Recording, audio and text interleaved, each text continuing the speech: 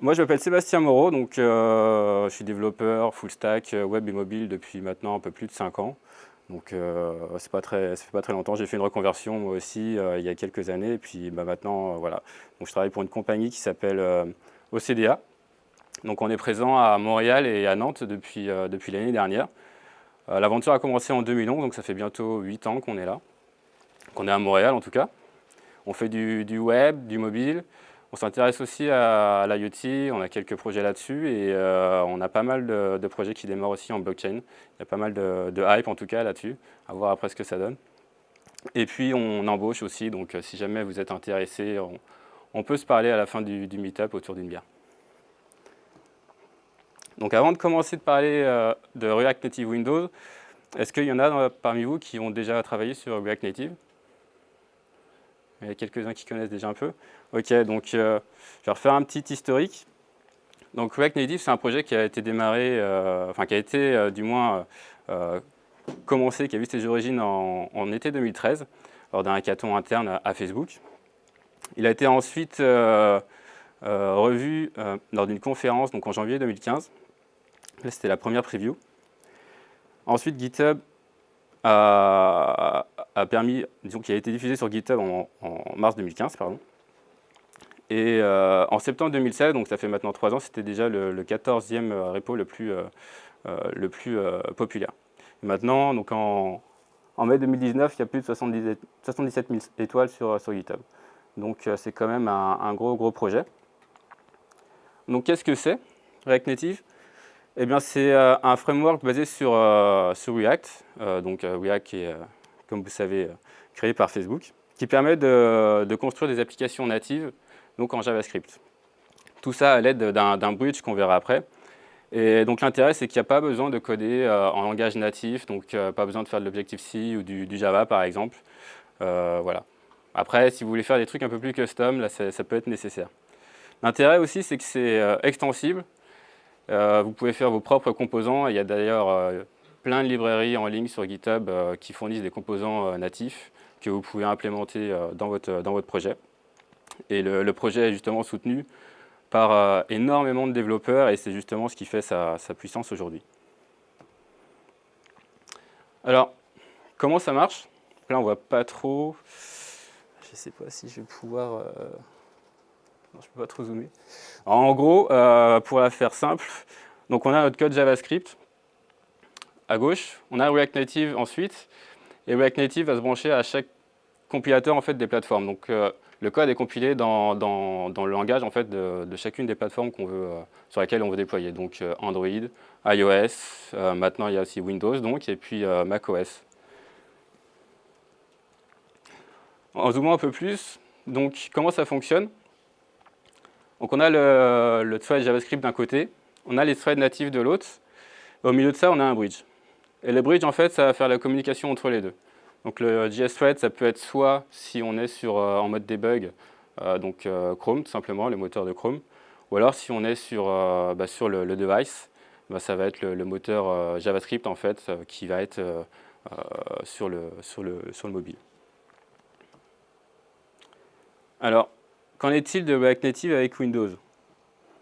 Donc le projet est plus récent, il a été démarré en décembre 2015 par un ingénieur de Microsoft, Eric Rosel, qui est toujours sur le projet et qui maintient activement le projet. Ça permet de déployer des applications sur tout device en fait, qui a Windows 10. Donc ça peut être des tablettes, des PC évidemment, Xbox aussi, et tous les devices de réalité virtuelle qui existent de nos jours.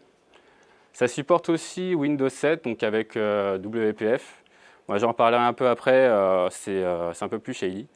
En fait, ce talk, ça va être un peu un retour d'expérience aussi, une présentation de React Native Windows, donc ça va être intéressant de voir ça. Actuellement, le framework est écrit en C#. Je reviendrai après aussi dessus parce que c'est en train de changer. Et actuellement, donc, il y a 9000 étoiles sur GitHub. Wow. Alors ok, c'est cool. Comment je fais si je veux démarrer un projet React Native Windows? Alors déjà, la première question qu'il va falloir se faire, c'est si vous n'êtes pas sous Windows, comment est-ce que vous allez coder? Est-ce que vous avez un PC Windows à disposition ou alors une VM? Nous, on a fait le choix d'avoir un ordinateur Windows, tout simplement pour des raisons de performance. Une VM, c'est jamais vraiment très pratique pour faire du code, donc encore moins avec Windows, je pense. Donc l'outil physique s'est imposé. Ensuite, donc, comme j'en parlais avant, WPF. Vous avez le choix de faire des applications UWP, donc Universal Windows Platform, ou WPF, pour Windows Presentation Foundation. UWP va vous permettre en fait, de déployer votre application sur des Windows 10. Donc, si vous n'avez pas besoin de rétrocompatibilité avec des vieilles machines, par exemple, ça peut être super intéressant. Après, si vous voulez faire justement la compatibilité Windows 7, dans ce cas-là, il va falloir faire du WPF. Pardon. Donc, dans les deux cas, il va y avoir un plugin à implémenter qui sera différent et aussi un SDK à avoir sur votre machine qui va être différent. Ensuite, les outils. Donc, faire du code, c'est bien, mais il faut avoir les bons outils. Pour Windows, vous allez avoir besoin de Visual Studio 2017 pour rouler la solution, en fait. Quand vous allez créer votre projet, quand vous allez initialiser votre projet React Native Windows, vous allez avoir un fichier .sln, donc qui est la solution, en fait. C'est les fichiers projets, en gros, de Windows, qui contiennent eux-mêmes des sous-projets, et comme on va pouvoir le voir tout à l'heure. Donc vous n'êtes pas obligé de coder dans Visual Studio, heureusement, parce que c'est un peu lourd. Vous pouvez garder votre éditeur. Moi, j'utilise VS Code, ça marche très bien, et j'utilise juste Visual Studio pour rouler l'application, choisir le preset de configuration, et ça roule comme ça. Ensuite, React Native Debugger, pour accéder au Redux Store, par exemple, ou pour débugger votre Redux. Ça, si vous faites déjà du React Native, vous deviez déjà l'avoir, soit sur Chrome éventuellement, ou alors il y a une app standalone qui existe aussi et qui fonctionne très bien, surtout sur React Native Windows. Alors ensuite, les librairies, donc Node.js pour pouvoir faire tourner le moteur JavaScript. Et puis aussi le React Native CLI. C'est mieux si vous voulez rouler les commandes, en tout cas pour initialiser les projets. On va pouvoir le voir tout à l'heure, je vous montrerai quelques commandes, c'est assez pratique. Et donc ça se fait en juste une ligne de commande pour chaque. Alors pour créer une application, donc je vous ai mis quelques commandes. Donc déjà initialiser le projet React Native, donc ça se fait comme un projet React Native classique. On a juste initialisé le projet. J'ai indiqué une version particulière parce que j'en parlerai après, mais le projet est en train d'être réécrit en C++ justement pour être plus performant et que les temps de prise en compte des modifications de React Native soient plus courts. Ensuite, on ajoute notre plugin Windows ou WPF si on a choisi de faire une application WPF. On tourne notre React Native Windows. Ça va nous créer un dossier en fait Windows dans notre projet qui va nous permettre ensuite d'avoir accès à tout un tas d'autres fichiers. Alors pour le fun, j'ai ajouté React Navigation. Bon, on verra après, j'ai fait une petite application de démo. Et puis après, donc c'est simple, il y a juste à rouler yarn start pour démarrer le moteur JavaScript qui va fournir le bundle en fait à l'application, le bundle.js, et après à ouvrir l'application dans Windows. Donc j'avais prévu une petite démo, alors je ne sais pas si on va voir grand chose. Ouais, on va tester ça.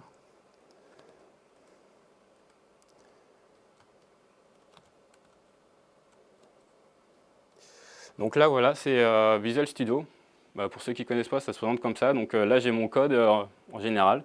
De ce côté-là, j'ai mon Solution Explorer, donc avec tous les sous-projets, en fait, comme je parlais de mon projet. Donc là, par exemple, je vais avoir Chakra ou Yoga, donc qui sont des modules React Native de base, et qui ont justement été écrits pour React Native Windows. Donc alors, est-ce que ça va fonctionner ou pas? L'effet démo. Donc en attendant, je vais vous présenter un peu de code justement pour que vous puissiez voir à quoi ça ressemble. Ça fonctionne. C'est une petite table toute simple en fait. Donc il n'y a vraiment rien, c'est juste deux pages. Voilà. Donc c'est vraiment basique, c'est juste pour montrer la navigation et voir que c'est très simple de créer une application. Je vais vous le montrer d'ailleurs tout de suite. Qu'est-ce que j'ai fait? Donc par défaut, quand on initialise, quand on lance la commande React Native Init, on a ce fichier app.windows qui est là, et donc qui contient juste quelques lignes de code. Comme vous l'avez vu, j'ai implémenté React Navigation dessus, donc j'ai remplacé mon fichier Windows de base avec celui-ci. Donc on ne voit pas trop, mais j'importe mes deux vues, mes View 1 et View 2, et je crée mon navigateur, en fait, avec mes deux vues, en définissant par défaut ma vue 1. Dans mes deux vues, c'est du code classique React Native, en fait, parce que c'est les mêmes composants View et Text, donc qui sont l'équivalent des divs et des API, par exemple, si on fait du React.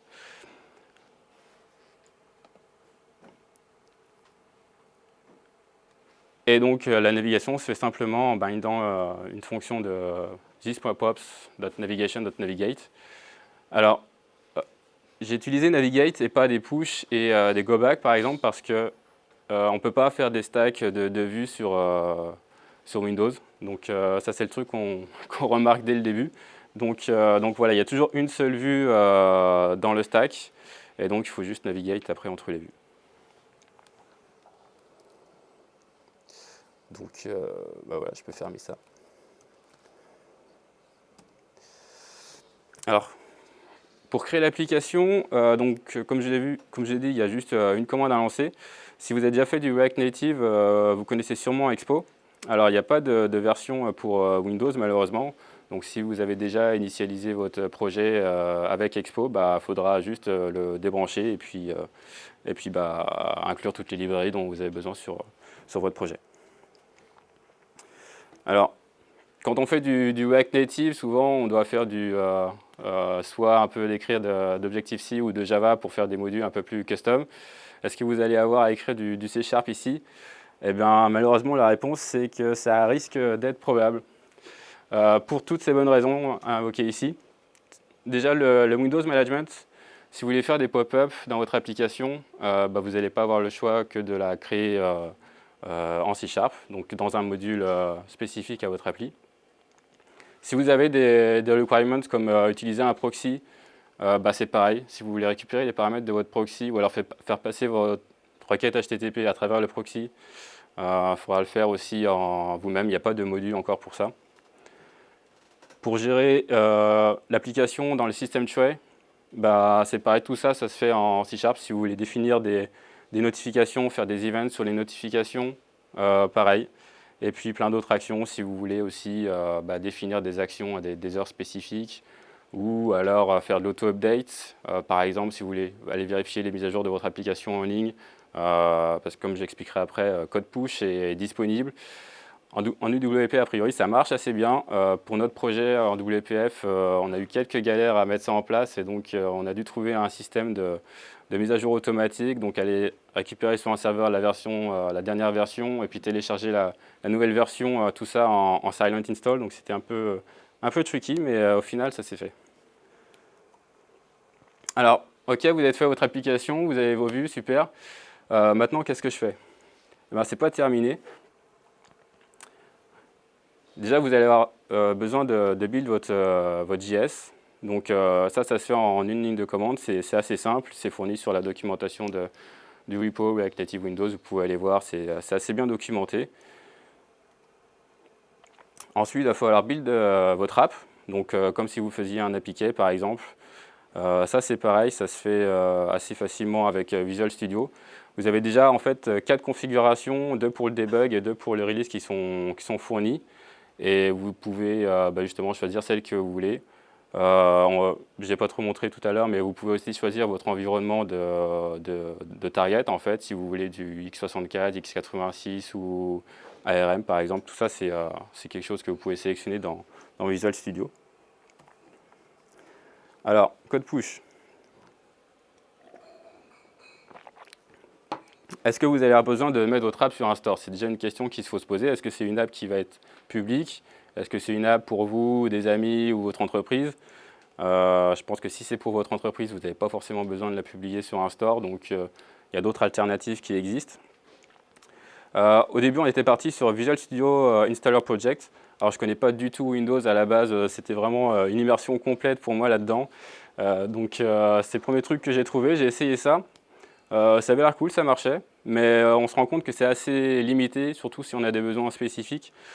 Comme j'ai dit, on avait besoin de faire des applications qui se mettent à jour automatiquement et en fait, ça ne permettait pas de faire ça, ou du moins ce que j'ai vu, ça ne rentrait pas dans ce cadre-là. Et ensuite, j'ai découvert InnoSetup, et InnoSetup, c'était vraiment merveilleux.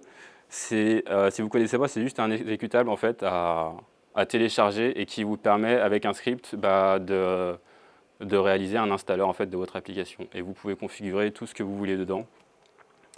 Comme par exemple, où installer votre application, ce que j'installe dans les program files, comme ça se fait des fois, ou alors dans le dossier de AppData de l'utilisateur.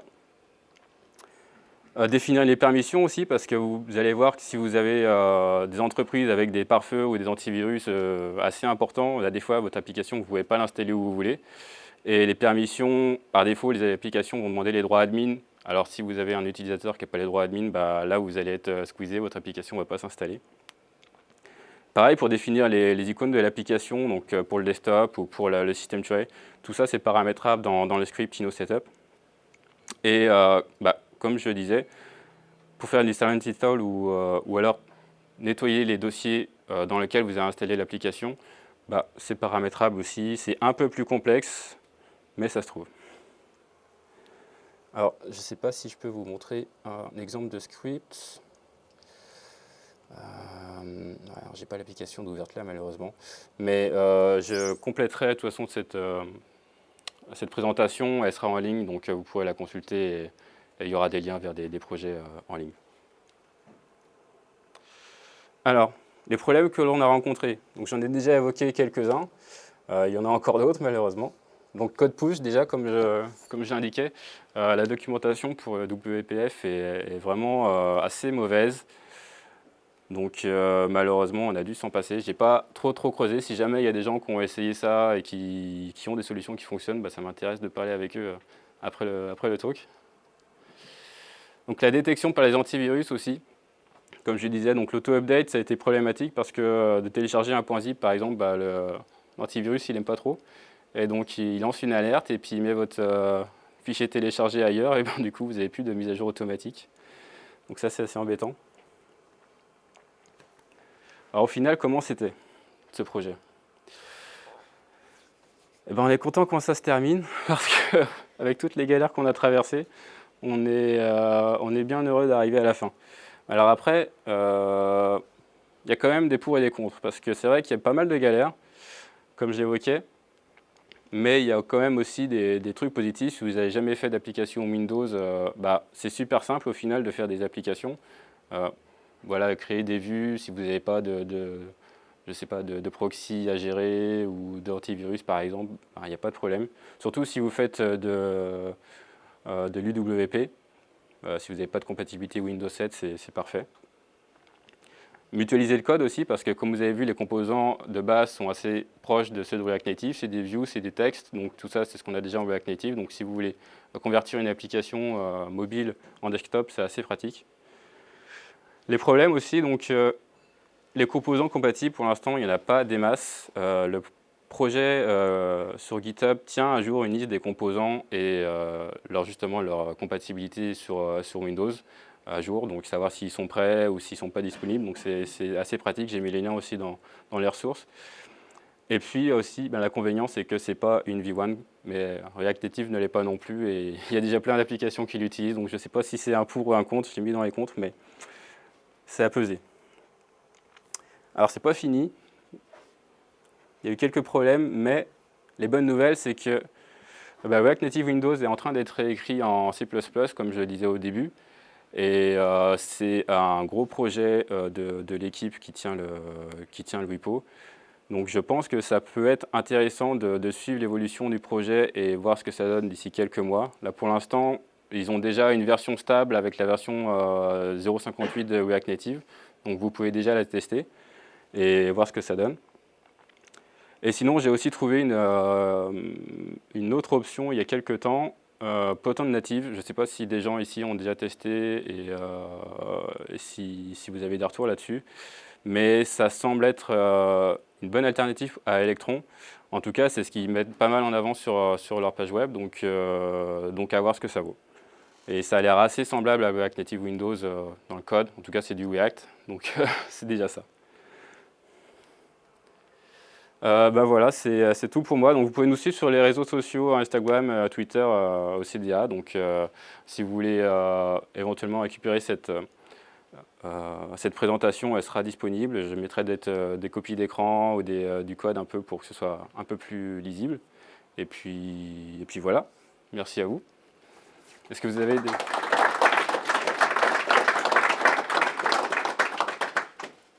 Est-ce que vous avez des questions? Ouais. Vous l'avez utilisé en production Oui, alors c'est en production dans une entreprise, donc on a à peu près 2000 clients. Voilà. D'autres questions? Ouais, vas-y. Comment les mises à jour automatiques, le problème des mises à jour automatiques a été contourné en fait? Alors ce problème-là, justement, c'est encore un problème. Donc pour l'instant, on a juste autorisé certaines URL en fait, pour l'antivirus pour pas que ça trigger ce problème-là. Mais ouais, c'est quelque chose qu'on aimerait virer par la suite parce que c'est pas super top. Et ouais, ça reste problématique. Mais ouais, bonne question. D'autres? Ok, bah merci. Bah, je serais bien si vous voulez éventuellement, si vous avez d'autres questions. Bon, merci à tous. Les bières et les pizzas qui sont là. J'attends. On pourra.